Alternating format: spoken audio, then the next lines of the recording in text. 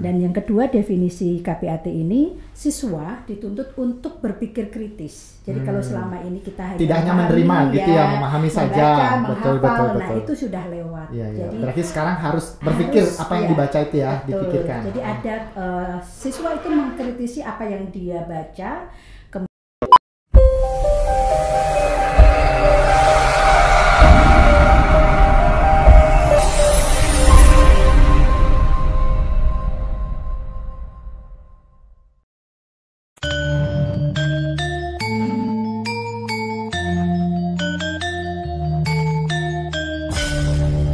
Balai Bahasa Provinsi Bali melayani dengan cinta. Salam bahasa di mana saja sahabat bahasa berada. Senang sekali saya Nyoman Sutrisna dapat hadir kembali menemani sahabat bahasa dalam program Bincang Bahasa dan Sastra, sebuah program yang digagas oleh Balai Bahasa Provinsi Bali untuk menyebarkan informasi kebahasaan dan kesastraan kepada masyarakat. Program ini disiarkan melalui Studio Subasita Balai Bahasa Provinsi Bali. Sahabat bahasa, literasi menjadi salah satu bahasan yang tidak akan habis jika dibicarakan. Dan pada kali ini kami kembali akan membahas berkenaan dengan literasi. Yang kami bahas kali ini adalah penyusunan pedoman model integrasi literasi dalam pembelajaran berbasis KBAT pada Satuan Pendidikan Sekolah Dasar. Untuk membahas topik ini di Studio Subasita sudah ada narasumber kita yang merupakan salah satu penyusun dari pedoman ini. Beliau adalah Ibu Pujiretno Hardiningtyas. Ibu Retno ya? Ya, saya menyebut Ibu Retno ya. Beliau Dr. Pujiretno Hardiningtyas Hemhum, salah satu dari beberapa praktisi dan juga akademisi yang menyusun pedoman model integrasi literasi dalam pembelajaran berbasis KBAT pada Satuan Pendidikan Sekolah Dasar. Betul ya, Bu Retno ya? Betul sekali. KBAT dulu ya. KBAT mungkin ada yang belum ngeh dengan istilah KBAT itu. KBAT adalah kemampuan berpikir aras tinggi, betul ya? Betul. Mungkin juga sahabat bahasa lebih mengenal istilah dalam istilah aslinya ya, HOTS High Order Thinking Skill, begitu ya? Betul. Di bahasa Indonesia istilahnya menjadi KBAT tadi. Nah, yang pertama, KBAT itu seperti apa, Bu Retno? Ya, terima kasih. Ini sebenarnya hanya tidak menjelaskan, tetapi memantik untuk berpikir ulang apa itu KBAT. Sebelumnya saya ingin menyampaikan ini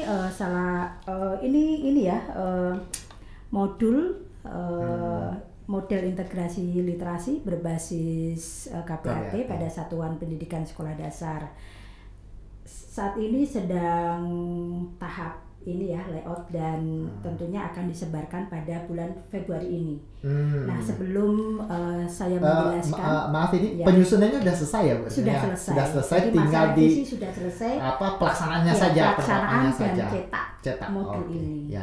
Baik, kembali ke KBAT tadi. Nah, kalau berpikir tentang ini ya, KBAT, tentu kita tahu keterampilan berpikir aras tinggi. Tadi saya meralat kemampuan. Jadi ya, keterampilan berpikir aras tinggi. Sebenarnya keterampilan berpikir aras tinggi kita mengadopsi pendapatnya ini ya, Burkhardt. Jadi ada 3 istilah ketika kita mendefinisikan apa itu KBAT. Yang pertama, KBAT itu adalah proses mentransfer pengertian yang tentunya fungsinya ini fungsi proses pembelajaran yang bermakna untuk peserta didik, untuk siswa ya, bukan terfokus kepada guru. Selama ini pembelajaran yang kita ketahui kan sepertinya semua berfokus ke guru begitu ya. Nah, bagaimana dengan siswa? Nah, kita mengajak untuk menerapkan KBAT ini dalam integrasi literasi. Dan yang kedua, definisi KBAT ini, siswa dituntut untuk berpikir kritis. Jadi kalau selama ini kita hanya tidak hanya menerima gitu ya, memahami saja, betul. Nah itu sudah lewat. Ya. Jadi berarti sekarang harus berpikir apa yang dibaca itu ya, betul. dipikirkan. Jadi ada siswa itu mengkritisi apa yang dia baca, kemudian mentransfer baik itu dalam diskusi atau dalam tulisan. Nah ini yang perlu jadi tolok ukur guru untuk meningkatkan bakat siswa ke arah berpikir kritis itu. Dan yang ketiga, KPAT yang dimaksudkan di sini adalah penyelesaian suatu masalah. Jadi ada problem solving. Siswa harus bernalar, siswa harus berpikir, dan konsep ini sebenarnya kalau kita ketahui untuk KPAT ini kita harus tahu taksonomi Bloom. Taksonomi Bloom. Ya, kalau taksonomi Bloom itu kan terbagi atas 6 ranah. Yang pertama itu mengingat, itu biasa disingkat C1. Jadi itu kan terdiri atas kognitif, ranah kognitif, kemudian afektif dan psikomotorik. Nah, kalau untuk ranah kognitif tentu harus 6 ranah itu. Pertama itu mengingat, memahami, menerapkan. Itu sudah masuk ke taksonomi Bloom yang sudah di awal. Jadi masih C1 itu ya. Ya, C1, C2 dan C3. Jadi ya terpusat kepada guru dan siswa hanya mengingat, menghafal. Secara umum mungkin di tahun-tahun sekarang ini siswa tidak terbiasa. Kalau dulu kita mengalami mengingat siapa presiden, siapa nama menteri. Nah, semua dihafal ya. Sekarang saya jujur, dan anak-anak sekarang pasti tidak tahu siapa menteri sosialnya, kecuali Bu Risma tahu ya. Tapi siapa menteri olahraga yang lain itu ya. Kalau dulu sepertinya kita memang diwajibkan untuk menghafal semua nama menteri ya. Nah, ini yang diharapkan di KPAT ini, guru mengajarkan ke aspek kognitif keempat sampai keenam. Ya, yang ketiga itu berarti menganalisis, mengevaluasi, dan satu mencipta. Jadi siswa dituntut kan C4, 5 dan 6. Nah, berarti siswa tidak hanya mendengarkan begitu ya, mereka juga harus memberikan respons dari apa yang mereka dapatkan. Nah, itu ya. Saya pikir untuk anak-anak generasi sekarang di abad 21 ini, siswa sudah bisa diajak berpikir ke sana. Jadi jangan samakan dengan kita yang zaman kita dulu ya. Zaman 80-an masih bukunya Impres. Nah, itu sudah lain ceritanya. Karena memang kita harus mengakui dan menyadari kalau sistem pengajaran dulu memang lebih ke siswa mendengar, guru berbicara begitu ya. Kalau sekarang mungkin berdiri.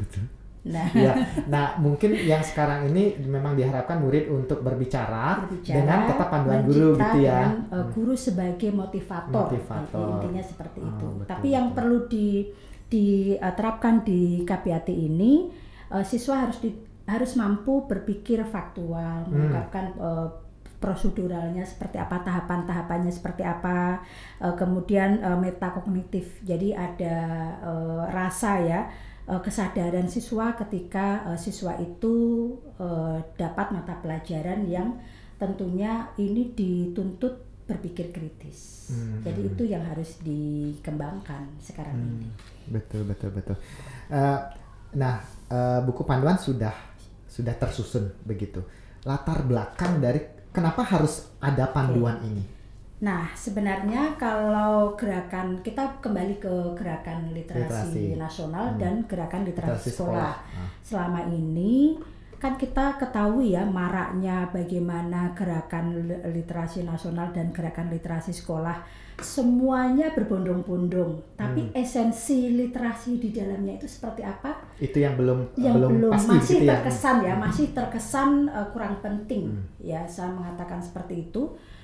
Karena memang belum memasukkan integrasi literasi dalam pembelajaran. Ya, selama ini kan kita ketahui bahwa literasi itu 15 menit membaca sebelum mata pelajaran dimulai. Sepertinya terpisah dengan pelajaran begitu ya.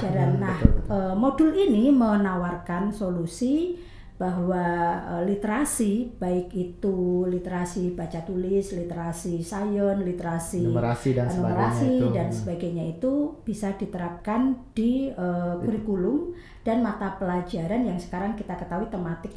Lebih memang tidak semua tema dan subtema masuk, tetapi bisa kita cari, kita padu-padankan di mana letak literasi itu bisa kita dimasukkan di dalam kurikulum itu. Berarti memang tidak harus ada 15 menit membaca begitu ya, karena langsung terintegrasi dengan saat mereka belajar. Bolehlah 15 menit membaca, tetapi bagaimana lebih dimaknai atau diperdalam kembali untuk literasi itu bisa masuk di dalam mata pelajaran. Jadi walaupun dia membaca 15 menit di awal, tapi itu berhubungan dengan apa yang pelajaran mereka. Betul, begitu ya. Gitu. Nah di samping itu kan juga harus ini ya, kita ada buku yang memang khusus untuk mata pelajaran.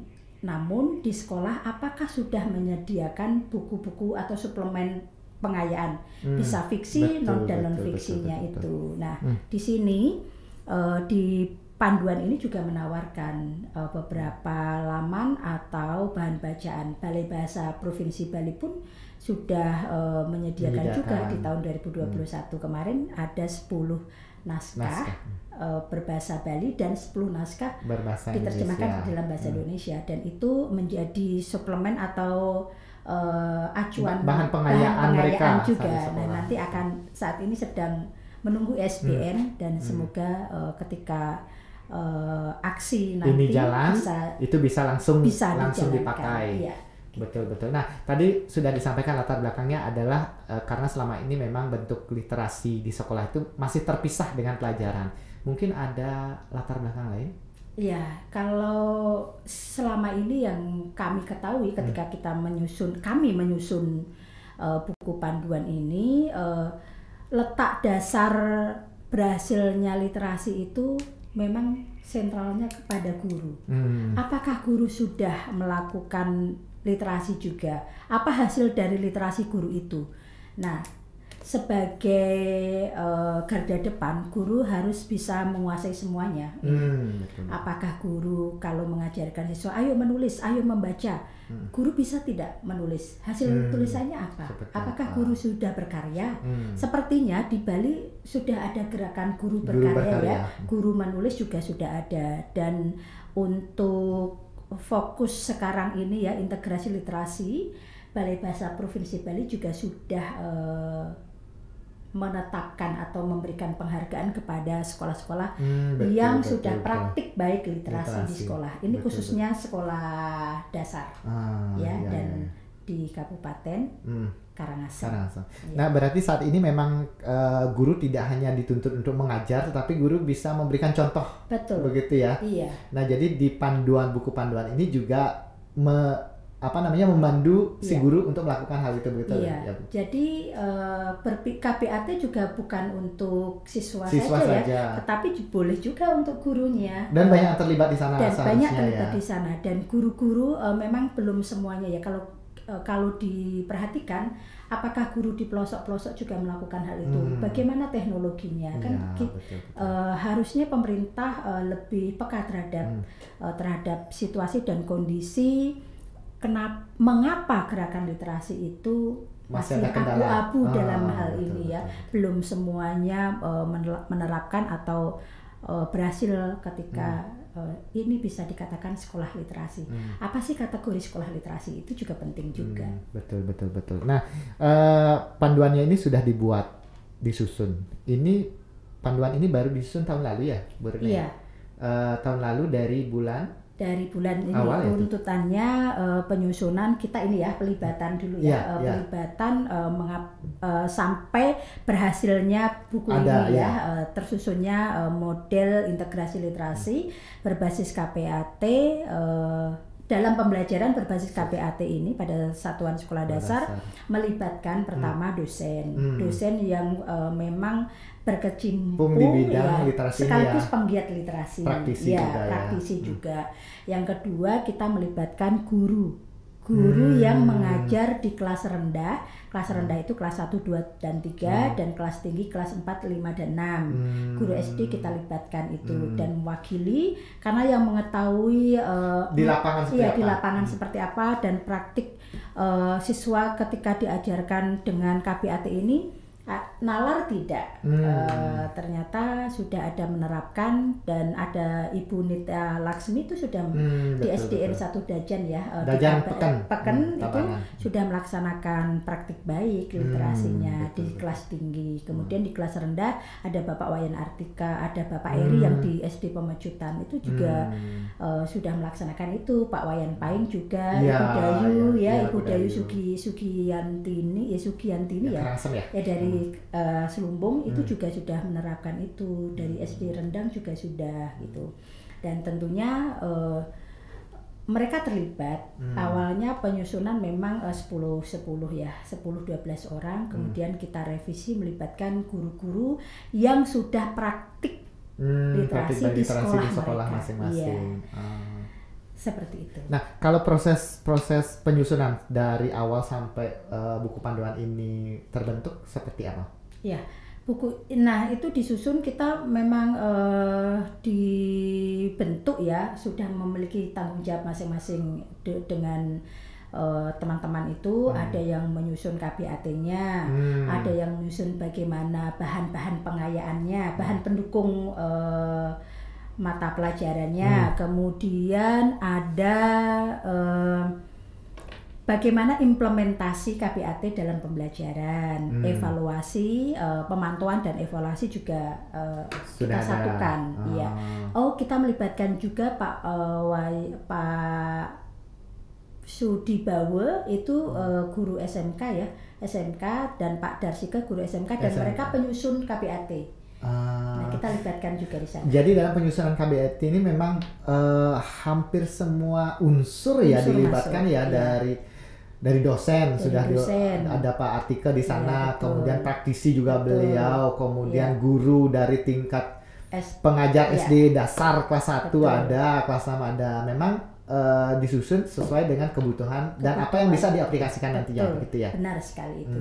Dan di samping itu untuk pelibatan, kalau penyusunan baiklah katakanlah memang pakar atau penggiat literasi yang sudah tidak asing lagi ya dengan gerakan literasi, baik itu sekolah, keluarga maupun masyarakat.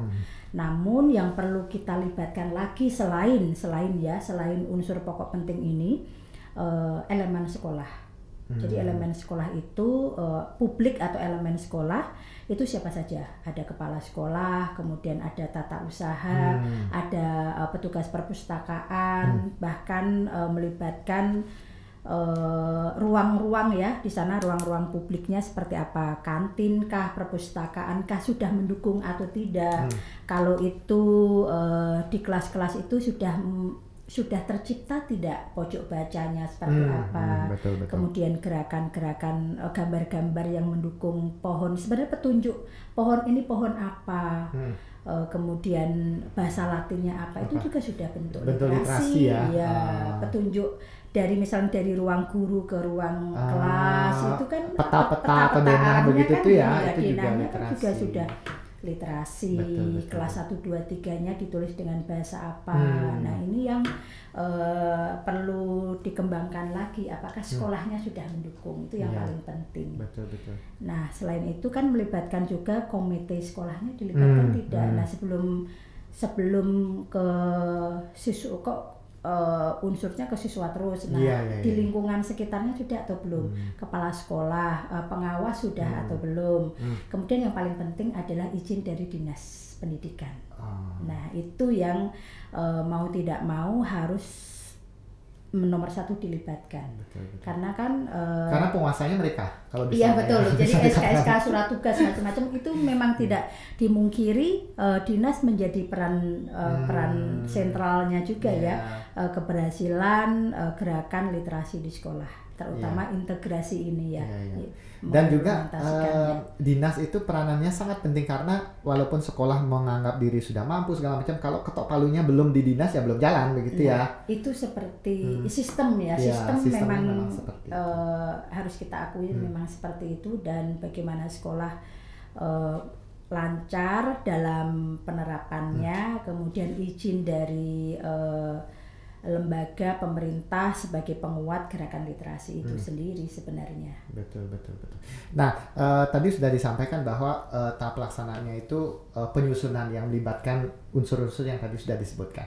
Setelah tersusun atau draft mungkin ya, ada uji coba juga ya? Iya betul. Jadi modul ini, modul sekarang nggak boleh model ya, model pedoman model integrasi literasi ini sudah dibaca oleh Prof. Joko Saryono, profesor dari Universitas Negeri Malang. kemudian ada penguji luar juga dari Universitas Negeri Surabaya, dan mereka adalah pakar dan memberikan masukan modul yang sudah kita susun ini. Dan banyak revisiannya dan sudah kami perbaiki dan sesuaikan dengan arahan mereka. Betul. Dan sosialisasi juga dilaksanakan ya. Sosialisasi kembali lagi ya, tadi saya Mei tanggal 28 sampai dengan 30 itu penyusunan dan melibatkan 12 orang itu. Setelah itu ada masa uji ya, pembacaan uji atau pembacaan publik kepada pakar. Setelah itu kita luncurkan pada bulan bahasa tanggal 18 Oktober 2021 di Kabupaten Karangasem dengan melibatkan Dinas Pendidikan dan Kepemudaan Olahraga Kabupaten Karangasem serta melibatkan pengawas, ada guru-guru kepala sekolah, juga, guru-guru, kemudian komite. Dan kita luncurkan di sana dan dibedah oleh Bapak Solihin ya, Solihin dari Pusat Kebudayaan, Penelitian Kebudayaan. Dulunya Balitbang, sekarang sudah ganti apa itu ya.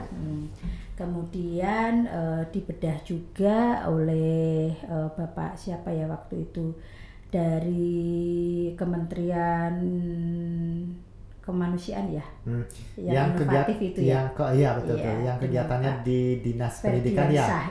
Pak Ferdiansa itu, dan tentunya sudah ada sinergisitas yang sudah dilakukan oleh Balai Bahasa Provinsi Bali dengan pelibatan sekolah, guru dan dinas setempat. Nah, setelah itu ada masa revisi lagi nih di bulan Desember yang lalu, tanggal 22 sampai 23 Desember ada revisi, kemudian ada rencana aksi juga sekolah yang telah ditunjuk atau bukan ditunjuk ya, sekolah yang telah diberikan penghargaan ketika tanggal 18 Oktober yang lalu ya 2021, bahwa ada 6 sekolah yang sudah berhasil diberi penghargaan oleh Balai Bahasa Provinsi Bali itu. Tapi ada. Tapi sementara masih di Karangasem ya? Ya, semua kita sebagai uji coba itu di Kabupaten Karangasem itu ada 6 sekolah. Yang pertama itu SDN 1 Selumbung Karangasem, kemudian ada SDN 1 Bunutan Karangasem, ada SDN 1 Rendang, ada SDN 1 Seraya Timur dan SDN 7 Subagan. Itu yang mewakili yang diberikan penghargaan yang sudah menerapkan integrasi literasi dalam pembelajaran. Dan di SDN 1 Selumbung sudah menghasilkan itu siswa-siswanya bukunya sampah. Ada karya siswa di puisi-puisi di masa pandemi dan sudah terbit. Itu kan salah satu hasil dari gerakan literasi itu. Nah, tadi sudah disebutkan keterlibatan dari beberapa unsur tadi.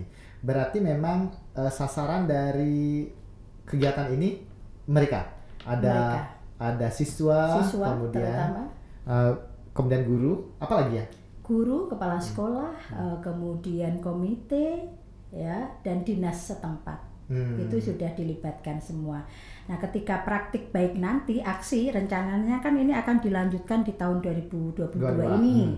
Jadi ini bocoran sedikit untuk penguatan aksinya kita laksanakan di 6 sekolah tersebut, dan rencana bulan Februari ini dengan membawa modul ke sekolah, ada pengawasan dengan kita minta izin ke dinas setempat untuk memberikan tugas selama 1 tahun kepada 6 sekolah yang sudah ditunjuk itu ya, untuk melaksanakan program integrasi literasi dalam pembelajaran.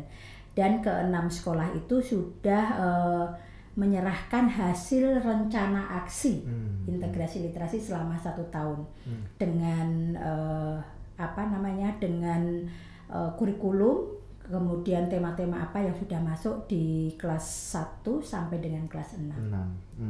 Dan tentunya ini harus ada sosialisasi lagi ya, dengan melibatkan narasumbernya adalah guru-guru atau pengawas atau kepala sekolah yang memang terlibat di dalam gerakan literasi itu. ini, gerakan literasi dan integrasi di dalam pembelajaran. Nah, sampai saat ini bisa dikatakan 6 sekolah yang ditunjuk begitu ya, yang sudah mendapatkan penghargaan. Apakah sementara kan masih di Karangasem? Ya. Apakah tahun ini akan merambah ke kabupaten lain atau bagaimana? Iya, kalau dari target ya, target sasaran atau keluaran dari literasi ini, ya rencananya akan merambah ke Kelungkung dulu. Jadi dari Karangasem ke Kelungkung, ya. Bertahap ya. Dari ujung timur ke barat, ke utara, ke selatan. Nah, semoga berjalan dengan baik. Dan Kelungkung mudah-mudahan bisa dilaksanakan di tahun ini juga. Kita berharap seperti itu. Ya, berharap seperti itu, sesuai dengan anggaran kita juga ya. Iya betul, karena itu juga kita tidak bisa tutup mata ya, karena itu semua juga membutuhkan anggaran. Betul. Nah, sekarang saya bertanya lagi nih, kembali ke awal pertanyaan saya.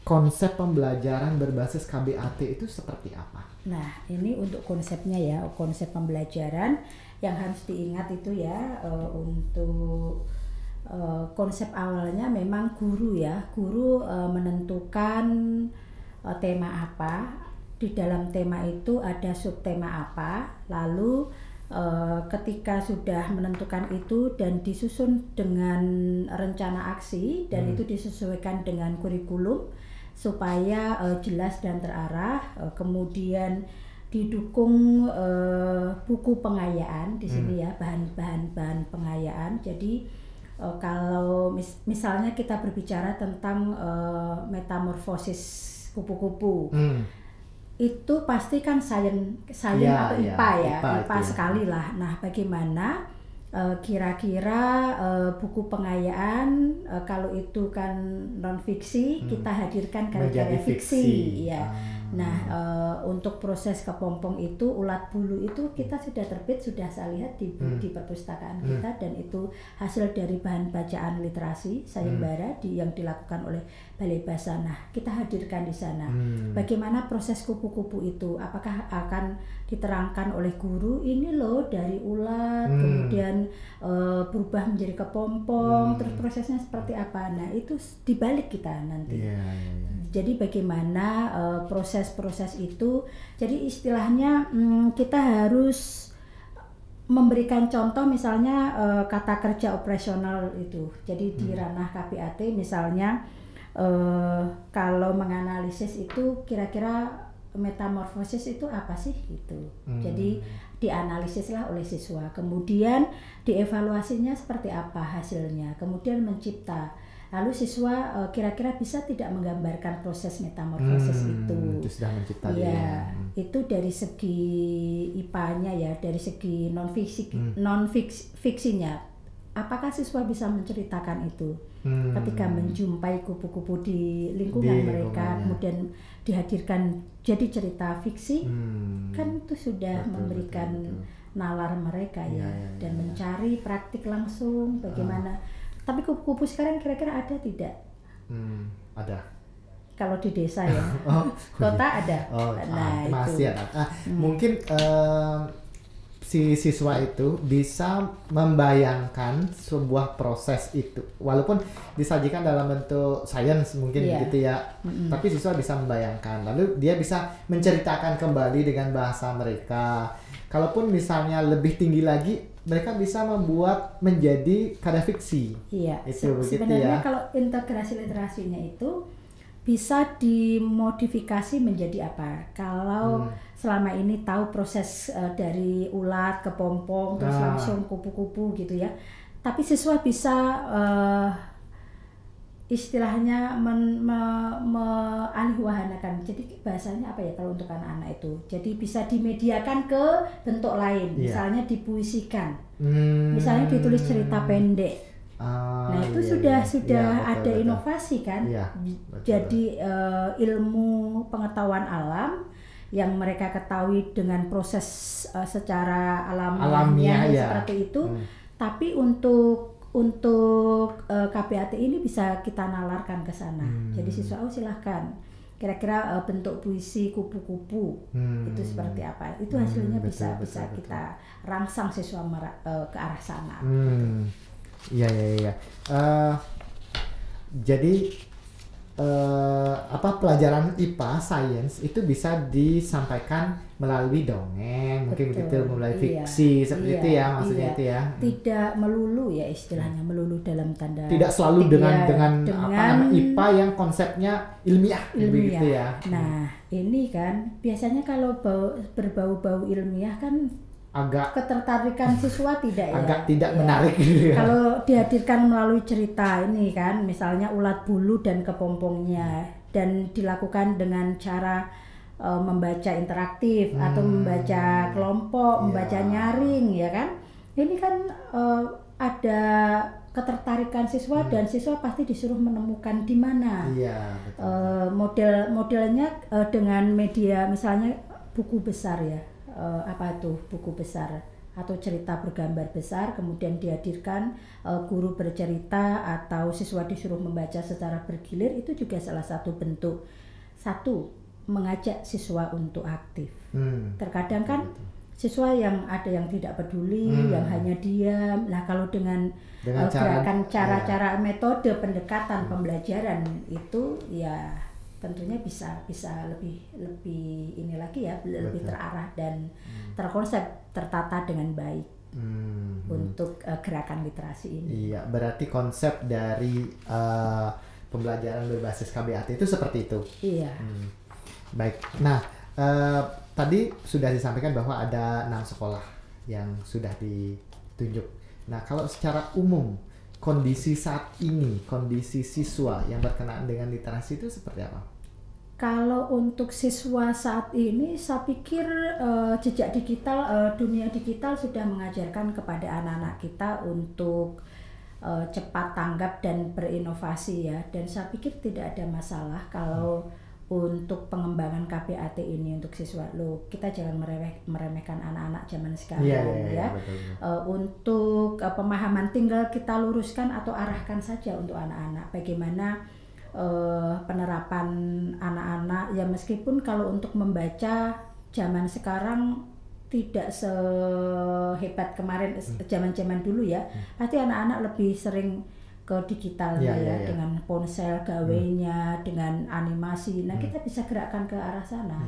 Namun, karena memang literasi itu tidak hanya baca tulis tidak baca tulis, ada digital juga kan. Digital itu bisa ada kan sekarang kan audiobook ada, video book ada, kemudian cerita bergambar yang tinggal kita klik bunyi sendiri, kita menyimak, bukunya dibalik. Nah, itu sudah media pemodernan sekarang ya, sudah pemutakhiran karya dari bentuk satu ke bentuk yang lain, atau buku-buku. Bagaimana kalau dipikir buku-buku mata pelajaran dibuat seperti itu, kan itu salah satu juga upaya inovasi ya, inovasi. Dan ini saya pikir anak-anak tidak akan gagap ya, meskipun ada gagap 1, 2, 3 ya perlu pendampingan yang lebih dan itu harus dilakukan oleh guru mereka.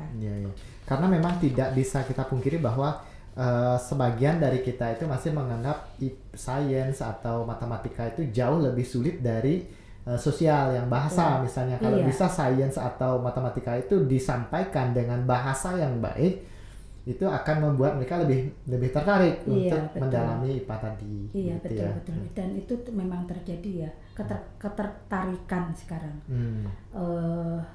Pandangan membaca juga, makanya kan ada penelitian baca Alibaba itu kan indeks baca termasuk Bali itu rendah, bukan rendah ya, nomor 45 lah. Saya sudah membaca penelitian yang dilakukan Pak Solhin itu juga ya. Dan di Bali masuk ke indeks baca tuh nomor 4 atau nomor 5, tapi tidak di nomor 1. Kalau diterapkan, dan tentu kita jangan khawatir kalau untuk survei Indonesia nomor sekian dari beberapa negara. Betul. Kan yang disurvei mana dulu? Iya, yang di mana dulu kadang saya berpikir seperti itu gitu. Sama ketika disurvei itu sekolah mana yang dijadikan sampel gitu kan. Meskipun itu hanya keterwakilan dan baiklah itu sudah hasil penelitian gitu, belum keseluruhannya gitu. Tidak apa-apa sih sebenarnya dengan hasil apapun itu, ya tetap kita harus berkaca dan berbenah juga. Iya. Nah sekarang juga keterlibatan yang tadi disampaikan, keterlibatan guru, kemudian dari pihak pemerintah, dari dinas, kemudian dari orang tua. Jadi harus pintar-pintarnya si yang terlibat itu, begitu ya. Karena yang seperti disampaikan tadi bahwa saat ini membaca itu tidak harus di buku, begitu ya. Karena membaca itu bisa melalui gawai. Jangan terlalu kita meremehkan untuk orang yang hanya memegang handphone, gawai gitu ya. Karena mereka juga bisa membaca di sana, tidak harus membawa buku cetak yang tebal begitu ya. Buku-buku PDF kan sekarang banyak. Justru di istilahnya gawe tablet ya. Tablet itu memang khusus didesain juga ya, salah satunya untuk membaca saja gitu. Namun yang perlu kita pikirkan sekarang ini kan terkait integrasi literasi dalam pembelajaran di sekolah.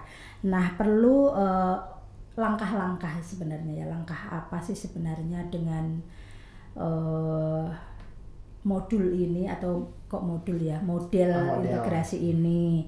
Yang pertama kan kita ketahui ada langkah-langkah ini pembelajaran berbasis masalah juga kan, salah satunya di KPAT. Nah orientasi yang selama ini peserta didik diberikan satu persoalan atau satu topik permasalahan, kemudian aktivitas gurunya seperti apa, apakah guru hanya memberikan bahannya saja atau siswa disuruh mencari bahannya. Bahan itu kan tidak hanya di buku tematik saja, tetapi bisa di koran, bisa cari di internet, membawa, dan tugas di sini guru mengarahkan bagaimana masalah-masalah persoalan kalau berbicara misalnya di tema budaya misalnya. Itu kalau di kelas 5 kan ada gotong royong gitu. Nah, bentuk gotong royong itu apa? Terus bentuk kewajiban seseorang untuk menjaga fasilitas umum itu seperti apa? Itu kan bentuk-bentuk, dan persoalan itu kan bisa dilihat misalnya di media sosial, ternyata ada yang merusak gerbang sekolah misalnya. Kemudian itu bagaimana siswa untuk menanggapi itu? Sebenarnya pemecahan masalah siswanya seperti apa? Gitu. Siswa memberikan solusi dari masalah itu begitu ya. Dan dihadirkan. Sebenarnya itu lebih ke, kalau untuk bahan saya pikir tidak ada kesulitan untuk bahan bacaan pendukung literasinya ya. Dan buku-buku tematik juga sudah sesuai dengan tema-tema. Bahkan di buku tematik kelas 4, 5, dan 6 itu ada berbasis proyek loh, langsung ke praktiknya. Bukan ke, kalau di kelas rendah 1, 2, 3 kan penjelasan dulu ya. Kalau ini tidak, berbasis proyek, melakukan dulu misalnya berkebun. Atau siswa disuruh, kan pernah disuruh kecambah gitu. Tapi membuat laporannya. Laporannya seperti apa? Itu dari praktik dulu kan, berbasis proyek nih. Praktik dulu baru siswa dijelaskan. Baru menjelaskan hasil dari praktik itu. Dari biji kecambah yang dari kacang menjadi kecambah gitu ya. Menjadi kecambah, medianya apa saja kan, perlu kapas, mau diletakkan di mana? Misalnya di gelas plastik. Nah, itu kan diproses, dan guru hanya mengarahkan di sana, dan akhirnya memberikan satu kesimpulan terakhirnya. Ini proses terjadinya pertumbuhan atau kecambah tadi. Gitu. Berarti langkahnya itu tadi itu berbasis proyek. Kemudian ada langkah lain lagi? Itu satu masalah ya. Jadi ada model lagi ya. Ada 3 sih sebenarnya. Jadi ada model discovery learning, itu apa kalau bahasa Indonesianya? Penemuan inovasi berarti ya. Jadi misalnya ini langkah kerjanya ya, pemberian rangsangan atau stimulus. Aktivitas gurunya itu memulai kegiatan pembelajaran dengan menugaskan siswa atau untuk membaca atau mencari bahan misalnya. Apa itu bergantung kalau di kelas 1 ada tema apa, biasanya mengenal diri sendiri. Ya, kemudian anggota-anggota tubuh. Nah, siswa disuruh rambut, kemudian ada mata, ada hidung. Nah, itu kan mengenal. Nah, ada buku cerita tentang yang lain, ya itu bergantung juga ya kreativitas guru. Kemudian siswa apa? Membaca bahan yang diberikan oleh guru, kemudian harusnya peserta didik kalau ada kebingungan kan ada ini. Itu memang ke guru. Tapi ini kan kalau zaman, maaf ya, ini 2 tahun 3 tahun ini sebenarnya peran guru 40%, peran orang tua 60% kalau menurut saya saat ini ya, masa pandemi ini ya. Ya. Nah,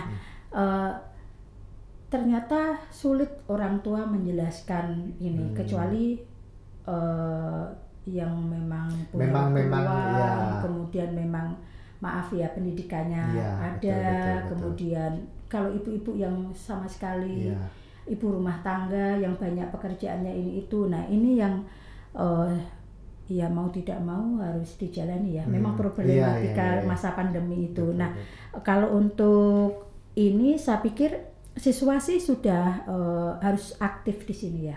Jadi inovasi bagaimana siswa menciptakan daya kreasi baru dengan mata pelajaran yang diajarkan pada mata pelajaran tertentu itu gitu ya. Kan macam-macam, ada seni dan budaya juga kan gitu. Dan yang terakhir itu ada ini berbasis proyek tadi yang sudah saya sebutkan. Jadi berbasis masalah, berbasis proyek dan berbasis inovasi, penemuan tadi, discovery tadi ya. Dan yang harus diterapkan. Yang digalakkan sekarang ini adalah yang berbasis proyek sih kebanyakan. Tapi SMK Bali Mandara kemarin Pak Darsika kan menerangkan juga ya, lebih ke berbasis proyek ya. Lebih mengenal sepertinya. Iya, anak saya juga di proyek. Sekolah internasional juga lebih ke proyek dia, sama tugasnya berbasis proyek. Nah, yang terakhir Bu Retno, karena kita keterbatasan waktu, mungkin ada pesan, ada sesuatu yang ingin disampaikan. Iya.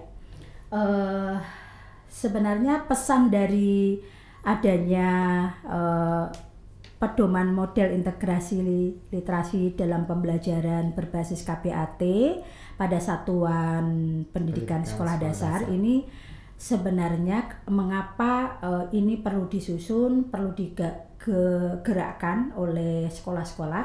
Pertama karena ini sebenarnya kalau tidak dimungkiri ini adalah proyek diklat BIM-nya Pak Toha, Kepala Balai Bahasa Provinsi Bali, dan yang kedua memang bertepatan dengan digalakannya asesmen nasional.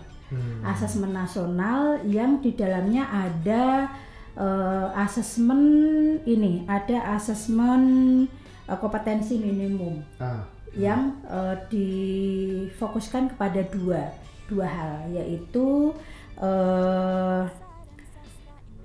literasi membaca dan numerasi di sana ya, untuk sekolah dasar, sekolah menengah dan sekolah tinggi. Dan hadirnya model integrasi ini sangat tepat dan pas kebetulan mendukung adanya asesmen nasional itu.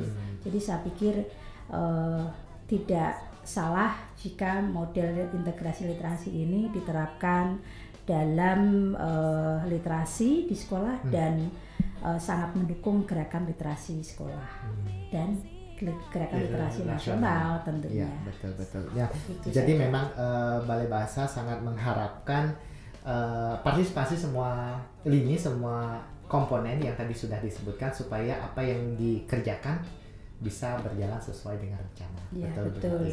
Nah, tahun ini kita laksanakan lagi aksinya. Rencana aksi. Karena panduannya sudah ada, tinggal dicetak, nanti tinggal disebarkan, dan dilaksanakan.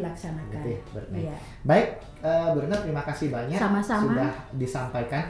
Mungkin bisa dikatakan ini baru pengenalan saja, pemantik mengenalkan ke masyarakat, kepada sahabat bahasa, dan ke depan kita akan berbicara lagi implementasinya isinya nanti kita bisa mengundang penyusun yang lain. Ya, betul.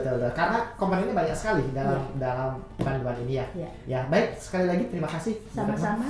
Ya, sahabat bahasa, demikian tadi bincang saya bersama Dr. Puji Retno Hardiningtyas. Semoga apa yang kami bicarakan tadi bermanfaat. Kita bertemu lagi dalam Bincang Bahasa dan Sasa berikutnya. Salam bahasa. Salam bahasa. Untuk kita.